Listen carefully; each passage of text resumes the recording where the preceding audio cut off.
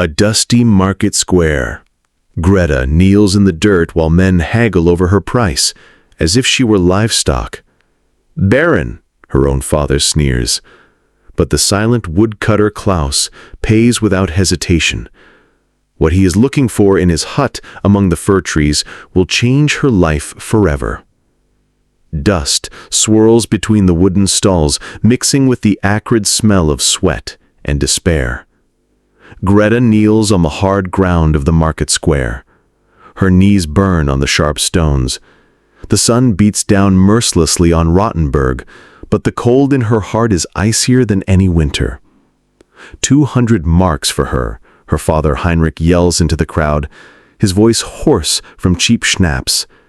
His hand trembles as he points at her, as if she were a sick animal.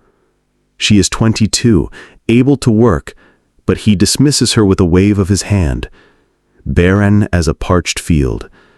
The men's laughter cuts through the air like knife blades. Greta feels her cheeks burning, not with shame, but with a rage she buries deep inside herself. A woman in a headscarf whispers to her neighbor, "My God, what a disgrace for the family." 150, someone shouts from the crowd. "Why should I pay so much if she can't give me any sons?" Heinrich scratches his unkempt beard. His eyes dart nervously between the faces.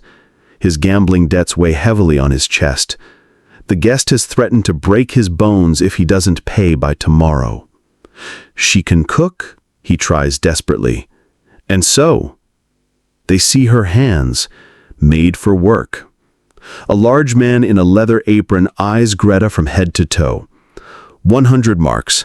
That's all she's worth if she can't do the most important thing. Greta bites her lip until she tastes blood. Her hands are clenched into fists, her knuckles white with tension. She thinks of her mother, who died 3 years ago, of her last words, "You are worth more than they will ever understand, my child." A figure steps out of the shadows of the trees. A man, tall and broad as a tree trunk, with dark hair and a face that looks as if it were carved from the same wood he works with every day. Klaus Hoffmann, the lumberjack from the edge of the forest. His clothes are simple but clean, his boots heavy and worn from work. He doesn't say a word, just pulls a leather pouch from his jacket pocket and methodically counts out coins. The metallic clink echoes across the market square. "Mark," he says, in a voice as deep as the rustling of the fir trees. No haggling, no questions. His dark eyes meet Greta's briefly, not with the greedy desire of the other men, but with something else. Weariness, perhaps, or understanding. Heinrich greedily grabs the money. His fingers tremble with relief. "Sold! She's theirs, Hoffmann." Klaus just nods silently and makes a brief gesture toward Greta. She slowly stands up, her legs weak after kneeling for so long. As she walks past her father, he whispers in her ear, "Be grateful. He could have said no." She turns to him. Her green eyes sparkle with suppressed anger. "You just sold your own daughter, father. What should I be grateful for?" Heinrich looks away, the money already clenched in his fist. "You'll understand when you're older." "I'm old enough to understand that you're a weak man," she replies quietly, but her words hit him like lashes. Klaus waits patiently next to his wooden cart, the reins of his big brown horse already in his hand. As Greta approaches, he nods toward the cart. "Get in." His voice is not unfriendly, but it is not warm either. Neutral, like the weather on a gray autumn day. Greta takes her small cloth bag, all she has left of her former life, and climbs onto the hard wooden seat. The cart smells of freshly cut wood and the spicy scent of the forest. He clicks his tongue and the horse starts moving. The wheels roll over the cobblestones. Each bump echoes her old life disappearing behind her. "Where are we going?" she asks after a while. "Home," he replies simply. But what kind of home awaits a woman who has just been sold? What does a man who has paid 200 marks for a stranger hope to find? The fir trees grow denser around them, and somewhere in the distance Greta hears children laughing. But 2 days earlier, her life had been completely different. 2 days earlier, a deceptive calm reigned in the Mueller family's small living room. Greta sat at the kitchen table, darning socks by the dim light of a kerosene lamp. Her fingers moved skillfully between the stitches. It was a rhythm she had known since childhood. Outside, the autumn wind whipped against the shutters, and the old clock on the mantelpiece ticked monotonously. Heinrich sat across from her, his head buried in his hands. In front of him lay crumpled papers, promissory notes, reminders, threatening letters. The empty liquor bottles under the table revealed what he was trying to drown his sorrows with. "Papa," Greta said quietly, without looking up from her work. "Mrs. Weber from the village asked if I could help her deliver her 4th child. She would pay me 5 marks. Heinrich didn't even lift his head. 5 marks, he muttered bitterly. What are 5 marks compared to 800? Greta put her needle aside and looked at her father.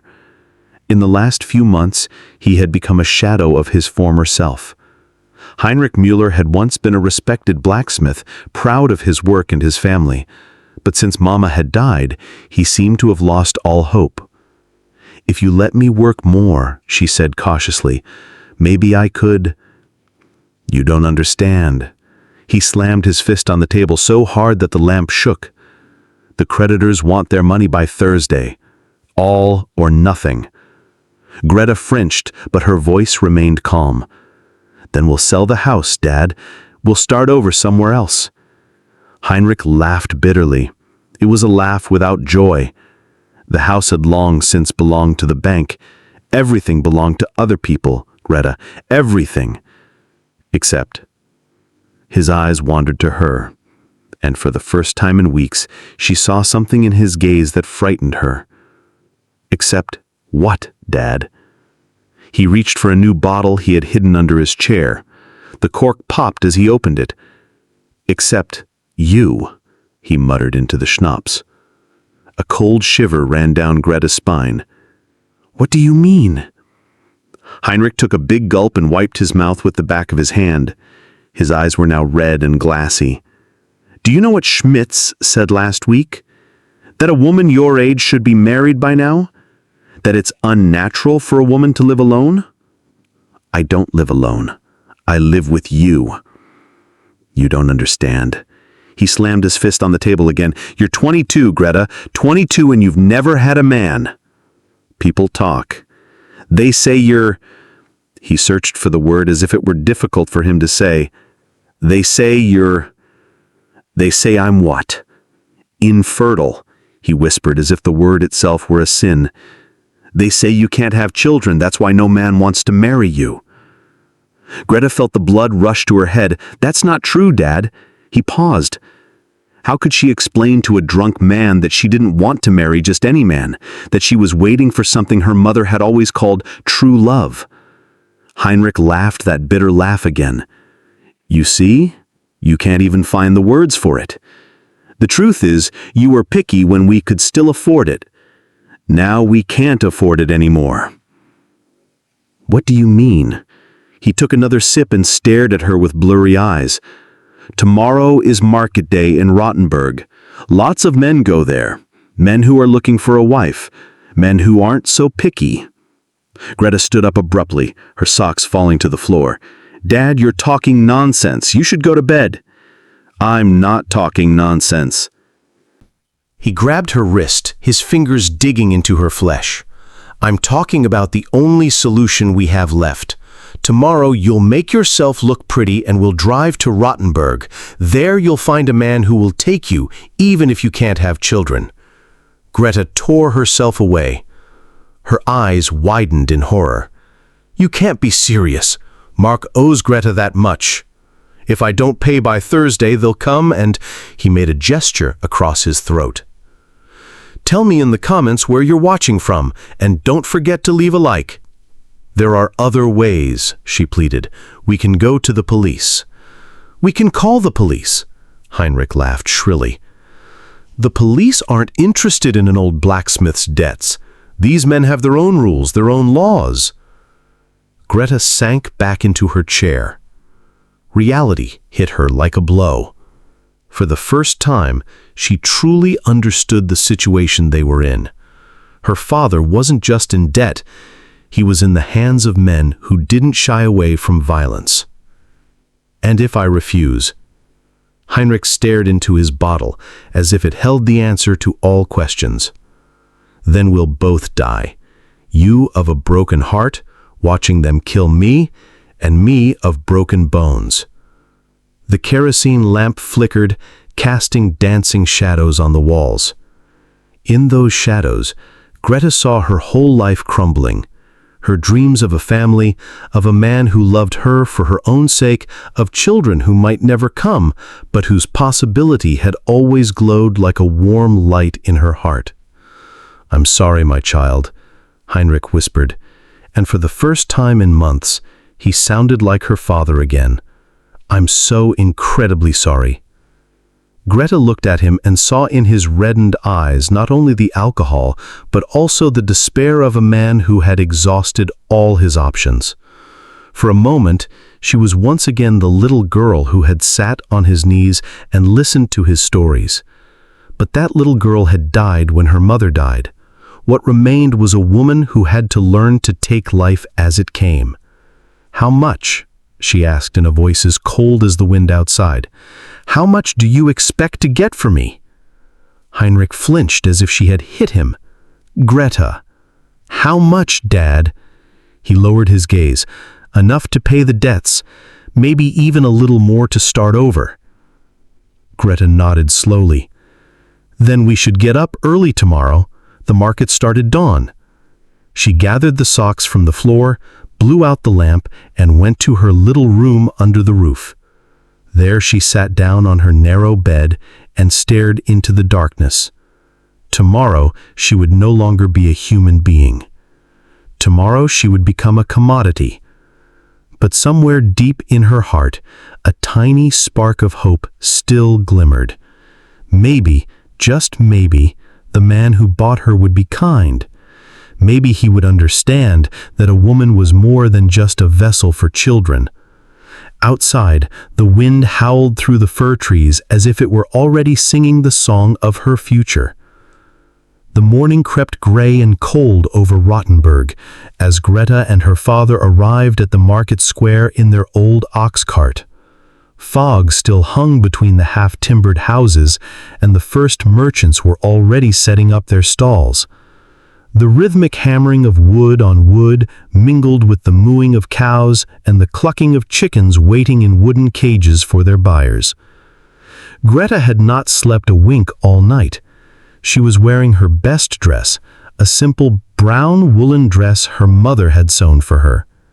It was clean and neatly mended, but even the best dress of a poor blacksmith's daughter could not hide the fact that she belonged at this market like the cattle that were being unloaded. Heinrich led her to a free spot between the cattle stalls. There he spread an old blanket on the hard stone floor. "Sit down," he muttered without looking at her. Greta looked around and realized with horror the full meaning of what was about to happen. To her left, cows and pigs were being sold. To her right, chickens and goats. And she was supposed to sit there, in the middle, like another piece of merchandise being offered for sale. "Papa," she whispered, "does it have to be here? We can't." "This is where the men come to look for wives," he interrupted sharply. "They know what this is about. No false hopes, no long pleasantries, just business." An old farmer led a heavy brown cow past them. The animal snorted and left steaming dung on the cobblestones. The acrid smell rose to Greta's nose, and she had to control herself from keeping from gagging. Slowly the market square filled up. Farmers from the surrounding area arrived with their carts, craftsmen opened their workshops, and the first customers strolled between the stalls. Greta felt eyes on her.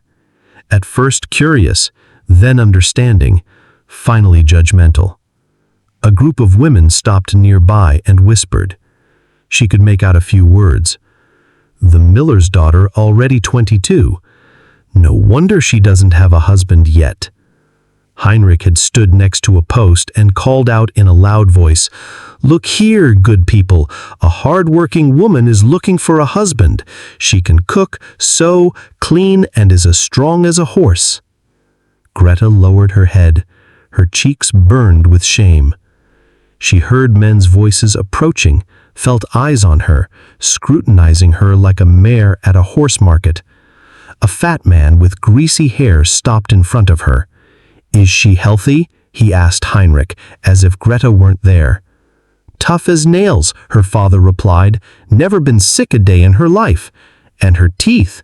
The man bent down toward Greta. "Open your mouth, girl."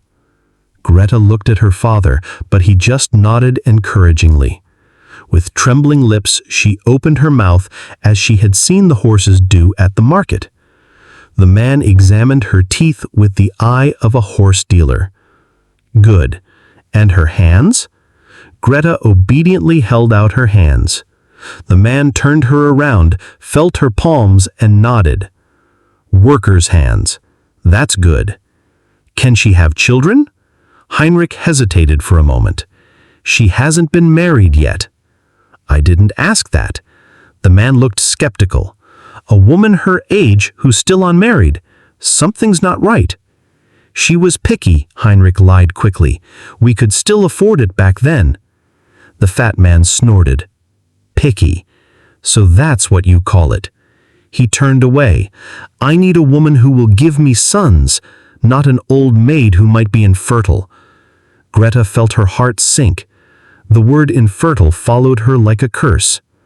She had never had the opportunity to find out if she could have children. How could she without being married? But people's assumptions had become a certainty that no one questioned. Another man approached, younger, but with hard eyes. "How much?" 300 marks, Heinrich said quickly. The man laughed scornfully. "For her? She's already half withered, 100 at most." "She's only," Heinrich protested. "And still a virgin, isn't she? That's not normal at her age. Either there's something wrong with her or she's too headstrong. Both are bad for a husband." Greta clenched her hands into fists.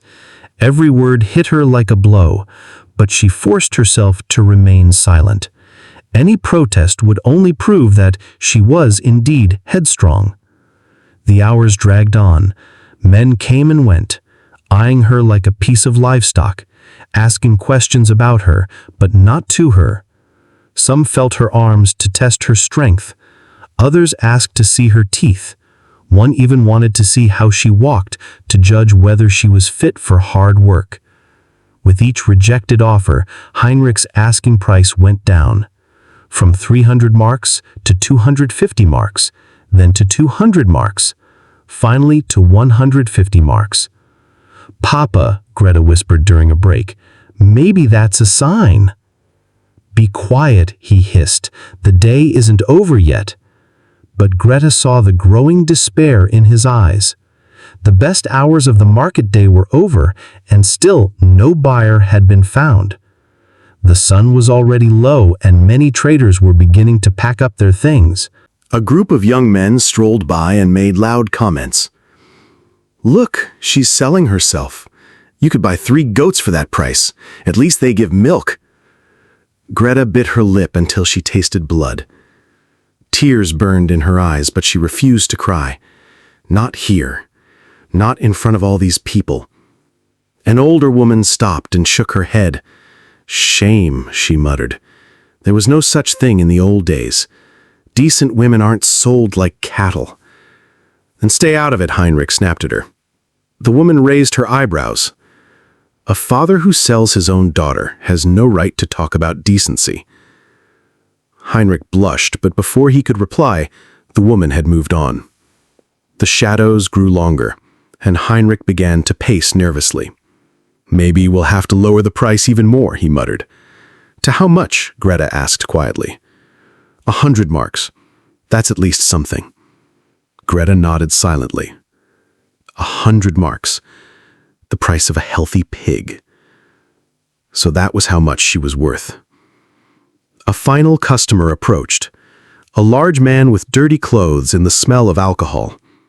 His eyes glittered unpleasantly as he looked at Greta. "That one," he said, pointing at her as if she were an object. "What can she do?" Heinrich began to recite his usual litany, but the man interrupted him. "I don't care what she can do. I need a woman for other things." His grin was repulsive. 100 marks. "Yes." Heinrich hesitated. Something in the man's eyes made him recoil. "Maybe we should wait." "It's getting dark," said the man. "I'm the last customer today. 100 marks or she stays." Greta felt cold fear flow through her veins. This man didn't want her as a wife. What he wanted was written in his greedy eyes. Heinrich reached for the man's money. Then they heard the clink of coins and a deep voice. 200 marks. Klaus Hoffmann stood like a shadow at the edge of the market square. His dark eyes rested on the scene before him. He had watched silently for the last few minutes as the drunk man with dirty fingernails prowled around Greta like a predator around its prey. The big lumberjack stepped out of the shadows. His heavy boots gripped the cobblestones. Gold coins jingled in his leather-wrapped hand, glinting in the fading daylight. 200 marks, he repeated in a voice that brooked no argument. The dirty man spun around, his eyes narrowing to slits. "Listen, friend, I was here first." Klaus's gaze slowly wandered from the man to Heinrich, then to Greta. She was still sitting on the blanket, but something in her posture had changed. The desperation was still there, but so was a kind of quiet gratitude that someone had stepped between her and this repulsive man. "I'll pay cash," Klaus said simply, letting the coins clink in his open hand. "Right now." Heinrich looked back and forth between the two men like a rabbit between two foxes. The dirty man had only a crumpled bill in his hand, while Klaus showed real gold. "Well," Heinrich stammered, "if the gentleman is offering more—" "Damn it," cursed the other man. "I saw her first." Klaus turned slowly toward him. He was a full head taller than the other man, his shoulders broad from years of working with an axe. Beneath his simple linen shirt, his muscles stood out like those of a bear awakening from hibernation. "You can go," he said quietly, but it sounded like an order. The dirty man opened his mouth to reply, looked into Klaus's stony eyes, and thought better of it. Cursing, he turned away and disappeared between the stalls. Heinrich rubbed his hands together. 200 marks, Mr. Hoffmann. That's a very fair price." Klaus just nodded and methodically counted the coins in Heinrich's outstretched hand. Each coin landed with a small metallic ping in his trembling palm. Greta watched the scene as in a dream. She knew Klaus Hoffmann only by sight. He sometimes came to the village to buy cools or sell wood. People said he lived alone on the edge of the Black Forest in a hut among the fir trees. His wife had died years ago, everyone knew that, but no one talked about it. He was one of those men who wore silence like a cloak. "It's yours now," Heinrich said hastily, putting the money in his jacket pocket. Then, almost as an afterthought, he turned to Greta. "Be obedient, child. Don't disgrace me." Greta stood up slowly. Her legs were stiff from sitting on the hard floor for so long. She folded up the blanket and picked up her small cloth bag. Everything she owned fit into that one bag. Klaus waited silently next to his wooden cart. The big brown horse snorted and pawed at the ground, impatient to get home. "Get on," he said, just like he had 2 days ago. Greta climbed onto the cart, her movements mechanical and tired. Klaus sat down next to her, the reins firmly in his large hands. With a soft click, the cart began to move. For the first few minutes, they drove silently through the narrow streets of Rottenburg. Greta dared not look at her new owner. What did he expect of her? What was the reason he bought her when all the other men had rejected her? Why? She finally asked quietly as they left the town behind them and the road led into the forest. Klaus stared straight ahead at the path between the trees. Why? What? Why did you buy me? You don't know me. You don't know if I can work, if I'll swallow you, if I can be a good wife." Klaus was silent for a long time. The only sound was the rhythmic clatter of hooves on the stony path and the creaking of the wooden cart. The fir trees stood like dark guardians on either side of the path. Their branches moved quietly in the evening breeze. "I'm not looking for a wife," he said finally. Greta felt her stomach tighten. "Then what are you looking for?" "Someone who isn't cruel," he replied simply. The words hit her unexpectedly. She had expected many things, that he wanted her as a market wife, as a housekeeper, maybe even something worse. But she hadn't expected that. "How do you know I'm not cruel?" Klaus steered the horse around a sharp bend.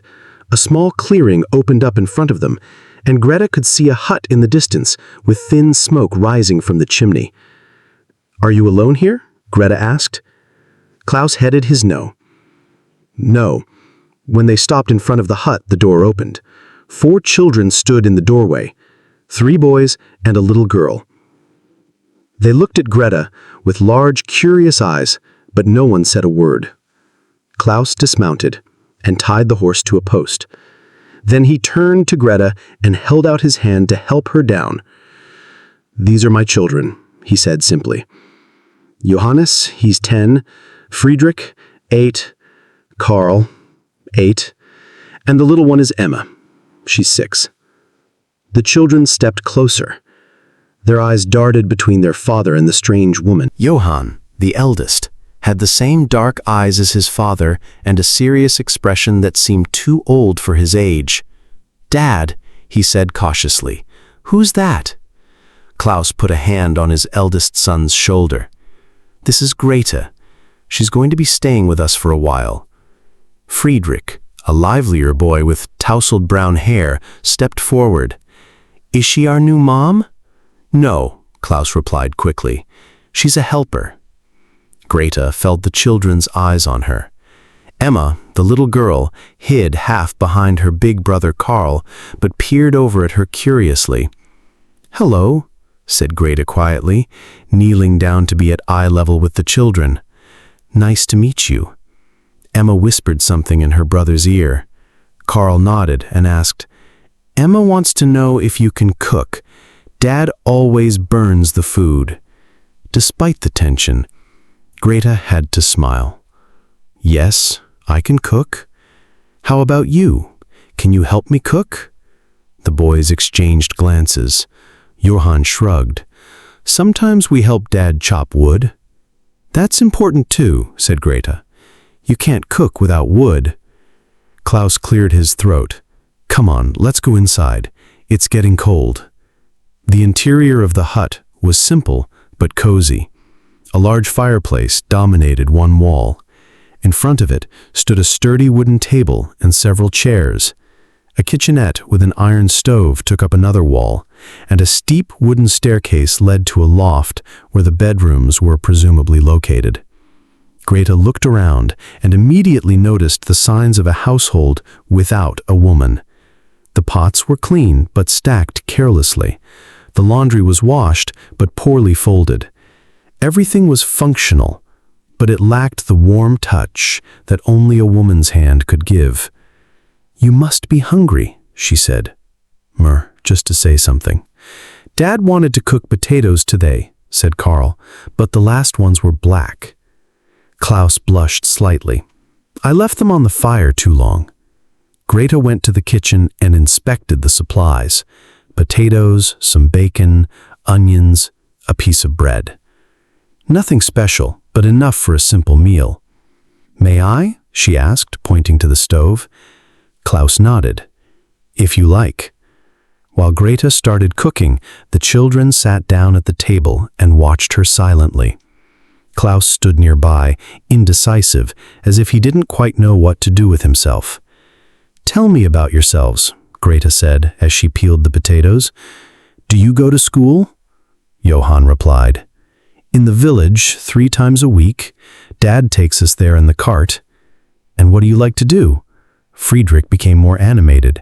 "I collect beetles, and Carl can already use an axe properly." "Me too," Emma suddenly exclaimed.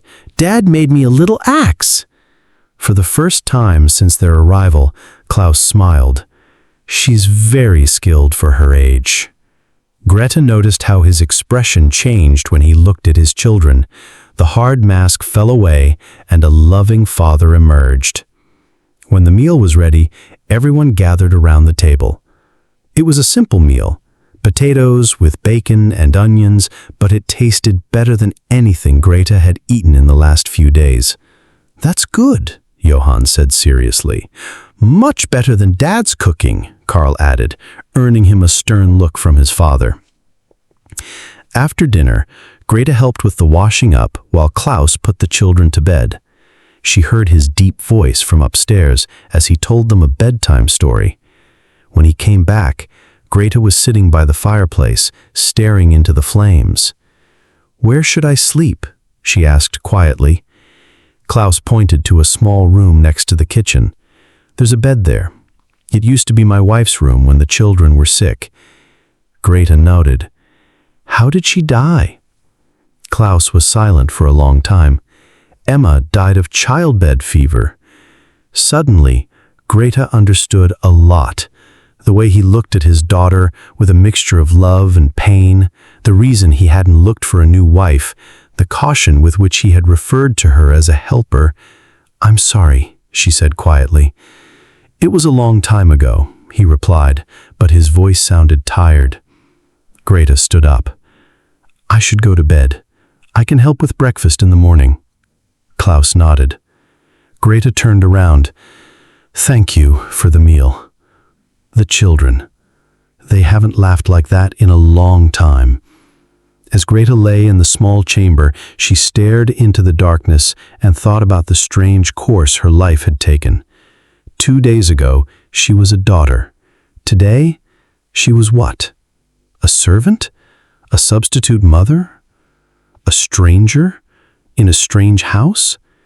But for the first time in weeks, she felt safe, and maybe that was just the beginning.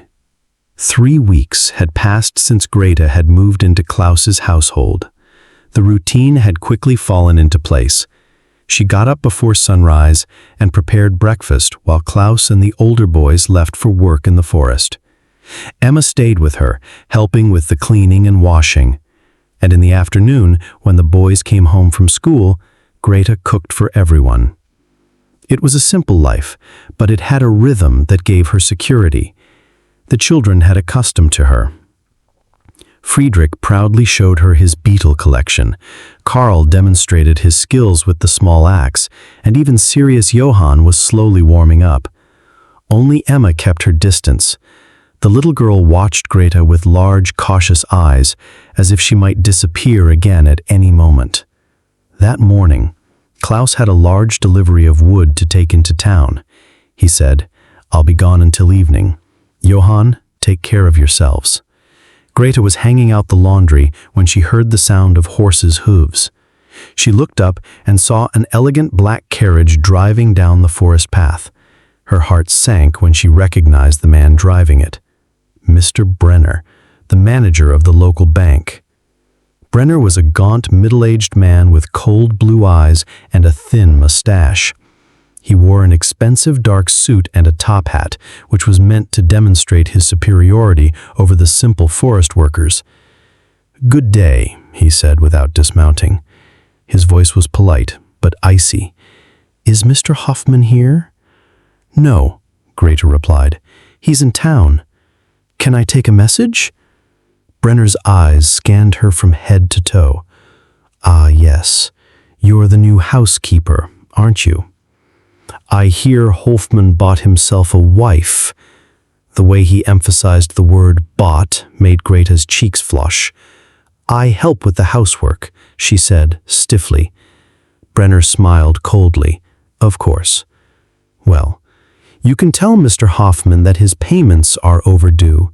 3 months to be exact." Payments. The mortgage on this property? 50 marks a month. Mr. Hoffman seems to forget that he doesn't own the land, He only leases it.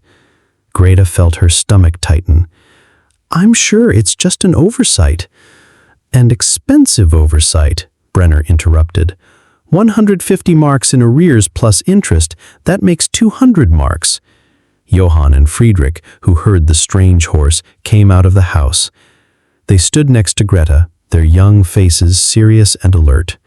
Brenner noticed the boys, and his smile grew even colder.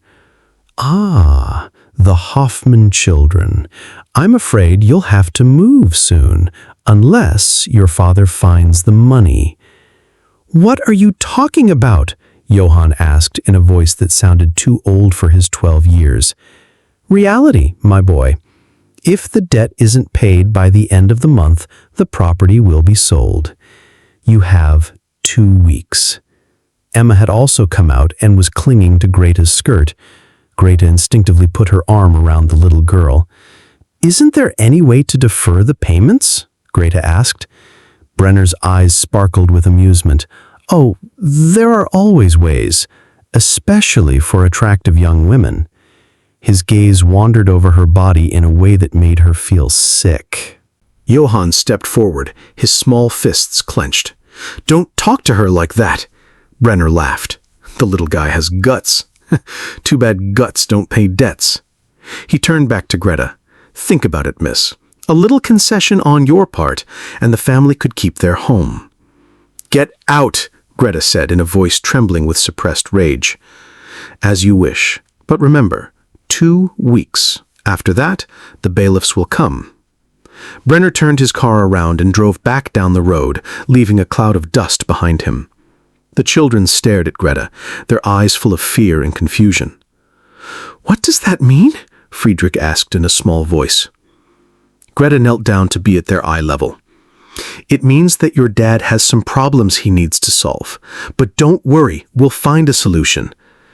Do we have to move away? Whispered Emma. No, said Greta firmly, even though she didn't know how to prevent it. We won't let that happen. When Klaus returned in the evening, Greta was waiting for him in the kitchen. The children were already in bed, but she had the feeling that Johann was still awake and listening. Klaus, she said quietly as he sat down at the table, exhausted. Mr. Brenner was here today. Klaus's face froze. What did he want? He talked about 150 marks in arrears, plus interest. Klaus let his head sink into his hands. Damn it, why didn't you tell me about this? What difference would it have made? Klaus looked up. His eyes were tired. I thought I could make it until winter. A large wood delivery, a good price. But it didn't happen. Klaus shook his head. Prices have fallen. Too much wood on the market. I'm barely getting half of what I got last year. Greta sat down opposite him. How much time do we have? 2 weeks, he said. She nodded. Klaus stood up and went to the window. He stared out into the darkness of the forest. I should never have brought them here. Now they've gotten used to the children. And in 2 weeks, what will happen in 2 weeks? Foreclosure. We'll lose everything. The house. The land. Everything. His voice was bitter. The children will have to go to an orphanage. I don't know where I'll go. Greta felt something tighten in her chest. In the last few weeks, this little family had become her life. The idea that it was all going to be torn apart was unbearable. There must be a way, she said. Klaus laughed bitterly. What way? I have nothing of value. My tools are old. The horse is lame. What am I supposed to sell? Greta thought of Brenner's disgusting insinuations and shuddered. He hinted that there were other options. Klaus spun around. His eyes flashed dangerously. What options? Forget it, Greta said quickly. That's out of the question. But Klaus understood. His hands clenched into fists. That bastard. If he dares to touch her. Klaus, Greta stood up and put a hand on his arm. It won't come to that. We'll find another way. What way? His voice sounded desperate. I've already tried everything. I asked other banks, but no one will lend money to an indebted lumberjack. Greta thought feverishly. Mark! It was a huge sum for people like them. But maybe... What about my father? She said suddenly. Klaus stared at her. His father, the man who sold her, had debts of 800 marks. If he paid them off with the money he got for her, Klaus finished bitterly.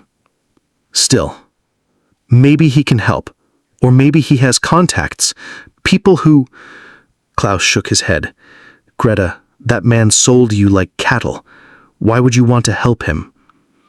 Greta looked up at the stairs where she knew 4 children were sleeping, children who had quickly grown dear to her heart.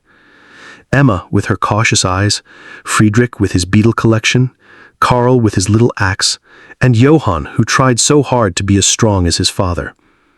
Not him, she said quietly. You. Klaus stepped closer.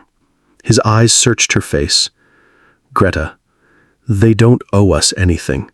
They're here because I bought them, not because they wanted to be. That's not true anymore, she said, startled by the sincerity in her own voice. Maybe at first, but now... She broke off, unsure how to put her feelings into words. Klaus's face softened. Now it's my home, she whispered. You've become my family. And you don't abandon family. At that moment they heard a soft cry from upstairs. Emma? Greta and Klaus exchanged glances, then hurried up the stairs together. Emma was lying in her little bed, crying softly into her pillow. When Greta and Klaus entered, she sat up. Her eyes were red and tearful. Emma, what's wrong? Klaus asked gently and sat down on the edge of the bed. I heard everything, sobbed the little girl. Do we really have to move away? Do I have to go to the orphanage? Klaus swallowed hard. He had hoped that the children wouldn't find out about the money problems. Greta knelt down beside the bed and gently stroked Emma's blonde hair. Hey, sweetheart, nobody's going to the orphanage, understand? But the bad man said, the bad man doesn't know how strong we are when we stick together, Greta said firmly. You know what? Tomorrow we'll go to the village and find a solution. Emma looked back and forth between Greta and her father. Do you promise? Greta hesitated for a moment, then nodded. I promise. Klaus gave her a warning look, but Greta ignored him. She would do anything to keep that promise. Can you stay with me until I fall asleep? Emma asked quietly. Of course, Greta replied, and sat down next to the bed. Klaus stood up. I'll check on the boys. When Emma had finally fallen asleep, Greta found Klaus downstairs at the kitchen table. He was staring into a cup of cold coffee. You shouldn't make promises you can't keep, he said quietly. I can keep it, Greta replied determinedly. How? Greta, be realistic. Where are we going to get 200 marks? Greta sat down opposite him. Tell me about your wife. Klaus looked up in surprise. Why? Just because. What was she like? Klaus was silent for a long time, then began to speak slowly. Anna was... She was like a light in this dark forest. She could make anyone laugh, even me. The children loved her more than anything. How did you meet? A faint smile flitted across Klaus's face. She danced, and I couldn't dance, but she taught me. In the middle of the village square in front of everyone. You still love her. Yes, Klaus said simply. And that will never change. Greta nodded understandingly. That's why you're not looking for a new wife. I can't. It wouldn't be fair to Anna or to any other woman. But the children need a mother. Klaus looked at her sharply. They have a mother. She's just not here anymore. Greta stood up and went to the window. Outside, the wind rustled in the fir trees, a sound she had grown to love. Klaus, she said quietly, I don't want to take Anna's place, but these children need someone, and I need them too. What do you mean? Greta turned around. I want to stay here, not as your wife or as a replacement for Anna, just as part of this family. Klaus also stood up. Greta, you don't understand. If we lose the house, we'll find a new home together. With what money? I'm a lumberjack without land. What can I offer? You can offer a family, said Greta firmly. That's more than I ever had. Klaus stared at her as if he were seeing her for the first time. You mean it? Yes! The next morning, Greta and Klaus set off to the village. They had left the children with their neighbor Zimmermann, an old widower with a good heart. Their first stop was Heinrich, Greta's father. They found him in the village tavern early in the morning, drinking a glass of schnapps. He stammered when he saw her. What are you doing here? I need your help, Dad. Heinrich laughed. Please. My help? Look at me, child. I can't help anyone. Greta sat down opposite him. Klaus remained standing, his hand resting on her shoulder. You paid the 800 marks, she said. You must have contacts, people who will lend you money. The 800 marks, Heinrich snorted. They're long gone. New debts, you understand. It never ends. But you must know someone. No one will lend money to an old drunk, Greta, and certainly not to an indebted lumberjack. He looked up at Klaus. No hard feelings, Hoffmann. Klaus nodded briefly. I understand. Greta felt the hope drain from her. There must be a way. There is, said a voice behind them. They turned and saw Brenner standing in the doorway of the tavern. He was wearing his elegant suit again and smiling his cold smile. Mr. Brenner, said Klaus coolly. Miss Miller, and the lovely Miss Miller. What a pleasant surprise. What do you want? Asked Greta bluntly. Brenner sat down at their table without being invited. I hear you're looking for solutions to your financial difficulties. Well, I'm a businessman. Perhaps we can come to an agreement. Klaus's eyes narrowed. What kind of agreement? Well, Miss Miller is an attractive young woman. I'm a lonely widower with a large house in the city. Perhaps we could both benefit from getting to know each other better. Klaus jumped up. His fist slammed down on the table. You disgusting, Klaus, Greta said sharply, placing a hand on his arm. Then she turned to Brenner, who smiled contentedly in return. The debts will disappear completely, plus a small loan for a fresh start. Greta felt Klaus's gaze on her, but she ignored him. How long, Greta? No, Klaus whispered. 1 year, said Brenner. After that you can go wherever you want, with enough money to start over somewhere new. Greta was silent for a long time. She thought of Emma, who didn't want to go to the orphanage, of Johann, who was trying so hard to be strong, of Friedrich and Karl, who should still be children. I need time to think, she said finally. Brenner stood up. Of course. But remember, time is money, and you don't have much of that. He tapped his hat and left the tavern. Klaus stared at Greta in horror. You can't be serious. I'm just thinking of all the possibilities, she replied calmly.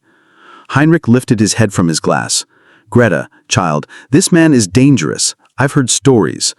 What stories? Klaus asked. His first wife, Heinrich muttered. She fell down the stairs. Very unfortunate. And the market 2 years ago. She suddenly disappeared. No one knows where she went. Greta felt her stomach tighten. Those are just rumors. Maybe, Heinrich said, but I wouldn't sell my own daughter again, not to him. Klaus put his hand on Greta's shoulder. We'll find another way. What way? Greta asked desperately. We still have 10 days. Then the tavern door opened again, and Pastor Weber entered. He was an old man with a kind face and white hair. Good morning, he said, looking back and forth between the three of them in surprise. Is everything all right? Klaus and Greta exchanged glances. Then Klaus told the pastor about their situation. Pastor Weber listened attentively. His face grew increasingly serious.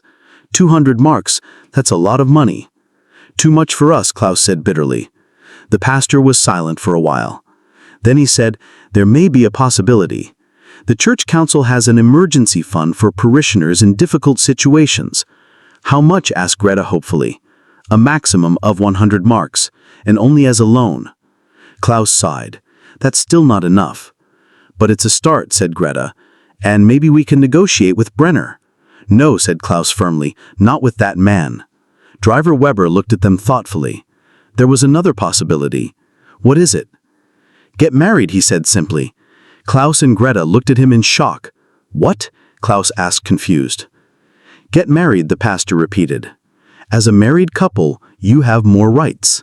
And Greta would no longer be considered a purchased woman, but a lawful wife. But that doesn't change the debt, Klaus objected. No, but it changes your standing in the community. As a married couple with 4 children, the community would be more willing to help. And legally speaking, the pastor smiled, Brenner would no longer have any power over Greta. Greta felt her heart beat faster. But Klaus doesn't want to get married again. Klaus looked at her for a long time. I never said I did. You said you still love Anna. I do. But Klaus took her hand. Anna is dead, Greta, and you are alive. In 3 weeks, you have given my children more love than they have felt in years. But that's no reason to get married. Yes, it is, Klaus said firmly. You belong with us. I've known that since the first night Emma slept peacefully for months, because you were there. Greta felt tears welling up in her eyes. Klaus, I can't promise you the great romantic love, he said honestly, but I can promise you a family. I can promise you that you will never be treated like a servant again, and I can promise you that I will respect and honor you. Fura Weber smiled. Those are the best foundations for a marriage I've ever heard. Greta looked back and forth between Klaus and the pastor. And the congregation would really help if you got married and I personally vouched for you? Yes, I'm convinced of that. Klaus squeezed her hand. What do you say? Greta thought of Emma, who had asked, Is this our new mum? She thought of the warmth in the little cabin, a feeling needed, of the quiet contentment of the last few weeks. Yes, she whispered. Yes, I'll marry you. Klaus's face lit up. For the first time since she had known him, he was truly smiling. When, he asked the pastor. Tomorrow, if you like, and I'll speak to the church council right away. When they returned to the cavern, the children were waiting impatiently, and Johann asked nervously. Klaus and Greta exchanged glances. Then Greta knelt down in front of the 4 children. How would you feel, she asked cautiously, if I stayed here forever? As your stepmother. Friedrich jumped up. That means you and Papa are getting married if you both agree. Karl nodded vigorously. Yes, then we can stay here. Johann, the eldest, was more cautious. What about our home and the debts? We'll work on it, said Klaus. Together we can do it. All eyes turned to Emma. The little girl looked up at Greta for a long time. Then she stepped closer and whispered, Will you be my mommy then? Greta felt tears running down her cheeks. If that's what you want. Emma nodded and wrapped her little arms around Greta's neck. I want that very much. At that moment, Greta knew she had made the right decision. No matter what happened, she belonged here. She had finally come home. The wedding took place the next morning in the small village church. It was a simple ceremony. Greta wore her best dress, which she had decorated with wildflowers that Emma had picked for her. Klaus had put on his only good suit, which had gotten a little too tight. The 4 children sat in the front row. Their faces beamed with excitement. Emma had insisted on being Greta's wedding bride, and carried a small bouquet of the same wildflowers. Only a handful of villagers were present. Neighbor Zimmerman, old Baker Schmidt with his wife, and a few others who knew Klaus as a hard-working and honest man. Pfarrer Weber spoke warmly about family, togetherness, and second chances. When Klaus and Greta exchanged vows, it wasn't grand romantic feelings that moved them, but something much deeper, the promise to be there for each other, the certainty that they belonged together. When Klaus kissed her, a gentle, respectful kiss, Greta heard Emma giggle and Friedrich mutter something about grown-up stuff. After the ceremony, they all went together to the parsonage, where Pastor Weber had already gathered the church council. 3 older men sat around a large wooden table. Mr. Kaufmann, the village mayor, Mr. Muller, the owner of the grain mill, and Mr. Fischer, a wealthy farmer. Well, said Mr. Kaufmann, looking over his glasses, Pfarrer Weber has explained your situation to us. You owe 200 marks, and Brenner is threatening to sell your farm. Klaus nodded. That's right. Mr. Fischer leaned back. Brenner is a tough businessman, but he's not dishonest. If he says he'll do something, he'll do it. We're not asking for charity, said Greta firmly. Just a loan. We'll pay back every penny. Mr. Muller looked at her closely. You're Heinrich Muller's daughter. Not really part of the family, but... Klaus sharply. "But we've heard how well you look after the Hoffman children," said Mr. Kaufmann, "personally. That speaks well of your character." Pfarrer Weber cleared his throat. "The community has an interest in families staying together, especially families with children." The three men whispered among themselves for a while. Finally, Mr. Kaufmann spoke. "We can lend you 100 marks, interest-free, but you have to pay it back within 2 years." Klaus's face fell. "That's very generous, but we need 200. "The other 100, said Mr. Fisher slowly, "we could perhaps get it some other way." "How?" Mr. Muller leaned forward. "I need someone to do my books.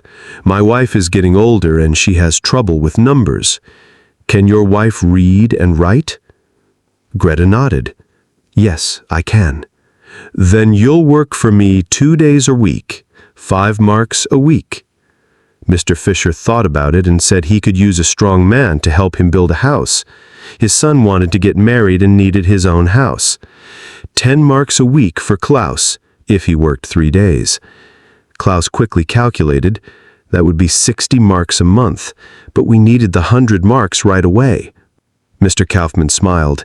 "If you prove to us that you can earn the money, we'll give you the second 100 as an advance on your work." Greta and Klaus exchanged glances.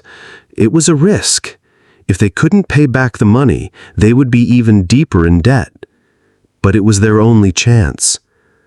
"We'll take it," said Klaus. An hour later, they stood in front of Brenner's office in town with a check for 200 marks. Brenner welcomed them into his elegant office, which was paneled in dark wood and laid with expensive carpets. Behind his desk hung a portrait of himself in his younger years. "Well, well," he said, looking at the check, "I didn't expect that. Where did you get the money?" "That's none of your business," said Klaus cool. Brenner smiled coldly. "Of course not. Business is business." He opened a drawer and took out several papers. "Here are your promissory notes.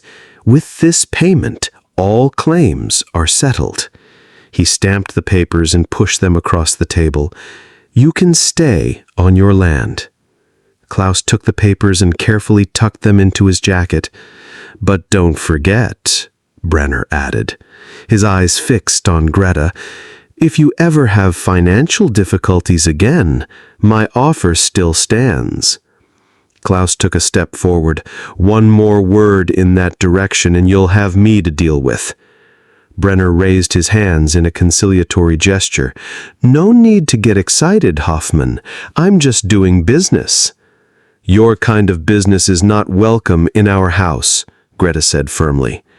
As they left the office, Greta felt as if a heavy burden had been lifted from her shoulders. They were free. The house belonged to them. The family was safe. "Is it really over?" Klaus asked as they walked to the cart. "The debts are, but now the real work begins." Klaus helped her onto the cart. "Do you regret it?" "What? The marriage? That you've tied yourself to us?" Greta looked at him. In his dark eyes she didn't see the passion of a great love, but something else, something more solid. Respect, gratitude, and a deep affection. "No," she said honestly, "I don't regret anything." When they got home, the children were waiting impatiently in the yard. "Well?" Johann called. Klaus waved the papers. "We're staying." The children cheered and ran toward them. Friedrich hugged Klaus. Karl jumped up and down, and Johann smiled properly for the first time in weeks. Emma, however, ran straight to Greta and threw her arms around her mother. "Mama," she said quietly, but loud enough for everyone to hear. Greta's heart swelled. "Yes, my darling, I'm so glad you're here." "Me too," whispered Greta, lifting the little girl up. "Me too." Klaus joined them and put his arm around Greta's shoulders. "Welcome to the family, Mrs. Hoffman." Greta smiled. Mrs. Hoffman, no longer the infertile daughter that no one wanted, no longer the woman who had been sold like Weiss, but Mrs. Hoffman, mother of 4 children, wife of Klaus, part of a real family. "Thank you," she said quietly, and she meant not only Klaus, but also the fate that had led her here. That evening, when all the children were in bed and Klaus and Greta were sitting alone by the fireplace, a peaceful silence reigned between them. "Greta?" Klaus finally said. "Yes, I know, this isn't the marriage you dreamed of as a young girl." Greta stared into the flames. "Do you know what I wanted when I was a young girl?" "What?" "To be needed. To belong to someone, to have a family that wants me, not despite my mistakes, but including my mistakes." She turned to him. "You've given me more than I ever dared to dream." Klaus took her hand. "You saved us all, not just from debts. You made us a family again." That night Greta lay in the small chamber and listened to the familiar sounds of the house. Klaus's quiet snoring from next door, the crackling of the embers in the fireplace, the wind in the fir trees outside. She was home, truly home. And for the first time in her life, she didn't feel like a burden, but like a gift. 6 months later, the little cottage among the fir trees was unrecognizable. New curtains hung in the windows, which Greta had sewn from old scraps of fabric. A small vegetable garden bloomed next to the house, and the yard was neat and tidy. Greta was standing in the kitchen preparing lunch when she heard someone call her name. She looked out the window and saw an elegant carriage coming down the forest path. Her heart sunk when she recognized Brenner, but this time he was not alone. Next to him sat another man in an expensive coat, Mr. von Stein, the richest landowner in the area. Klaus was just returning from the forest, his axe slung over his shoulder. He saw the car and frowned. "What did they want?" he muttered, leaning his axe against the wall of the house. Brenner got out and bowed mockingly. "Good day, Hoffman family. May I introduce Mr. von Stein?" The other man remained seated in the carriage and surveyed the property with critical eyes. "So, this is the property?" "Yes," replied Brenner. 20 hectares, prime forest land, with a water source and direct access to the main road. Klaus stepped closer. "What's going on here?" Mr. von Stein finally dismounted. He was a large, fat man with grey hair and cold blue eyes. "Hoffman, is it? I have an offer for you." "What kind of offer?" "I'll buy your land. 500 marks, cash." Klaus stared at him. "The land is not for sale." "Everything is for sale if the price is right," said von Stein indifferently. 500 marks is more than you'll earn in 10 years. Greta stepped out of the house. The children followed her curiously. Brenner smiled coldly at her. "Ah, the lovely Mrs. Hoffman. I hear you are now a respectable wife." "What do you want?" Greta asked directly. "Mr. von Stein is planning to build a large factory," Brenner explained. "Your land is perfect for it. He is willing to pay generously." "We have already told you that we are not selling," Klaus said firmly. Von Stein shrugged. "Then I'll just build the factory around you. It will be loud and dirty. Your children will breathe in the soot, day and night." Emma clung to Greta's skirt. Johann stepped protectively in front of his younger siblings. "You can't force us to sell," Klaus said. "No," von Stein agreed, "but I can make your lives very difficult. I know all the landowners in the area. One word from me and you won't get any work." "We already have work," said Greta. Brenda smiled scornfully. "Oh yes, Mr. Müller and Mr. Fischer both work for Mr. von Stein. One little hint, and their jobs are gone." Greta felt her hands clench into fists. "You're disgusting." "I'm a businessman," Brenner corrected her, "and business sometimes requires toughness." Then they heard the clatter of horses' hooves. Another carriage was coming down the road, but this one was simpler. It was a farmer's cart. Pastor Weber was sitting on the box. Next to him were Mr. Kaufman and several other villagers. The pastor got down and joined the group. "Good day. Is everything all right here?" Von Stein frowned. "That's none of your business, Pastor." "Yes, it is," said a new voice. An elegant, middle-aged woman in an expensive dress got out of the cart. "Good day, Mr. von Stein." Von Stein's face turned pale. "Mrs. von Altenburg, what are you doing here?" The woman smiled coldly. "I hear you want to build a factory here. Interesting. Especially since that violates our family agreement." "What agreement?" stammered von Stein. "The agreement you made with my late husband. No industrial enterprises in the Black Forest. You signed that when he gave you the startup capital for your other ventures." Brenner shifted nervously from one foot to the other. "But that was years ago." "Contracts don't expire, Mr. Brenner," said Mrs. von Altenburg icily. "And I am prepared to go to court to enforce it." Von Stein looked as if he had been slapped in the face. "But that means your factory plans are off the table," the woman finished. She turned to Klaus and Greta. "You are the Hoffman family, aren't you? I have heard many good things about you." Fahrweber stepped forward. "Mrs. von Altenburg came all the way from the city when she heard about the threats against your family." "Why?" Greta asked, confused. Mrs. von Altenburg smiled warmly. "My late husband believed that honest, hard-working people should be supported. I am continuing his traditions." Von Stein climbed into his car angrily. "You'll regret this, Altenburg." "I doubt that," she replied calmly. Brenner hurriedly followed his master. Before getting in, he turned to Greta once more. "This isn't over." "Yes, it is," Klaus said firmly. "And if you ever come back here or bother my family, I'll make sure everyone knows what kind of business you're really in." Brenner's face turned red with anger, but he said nothing more and drove away. Mrs. von Altenburg stayed a while longer and told them about her plan to protect the Black Forest from industrialization.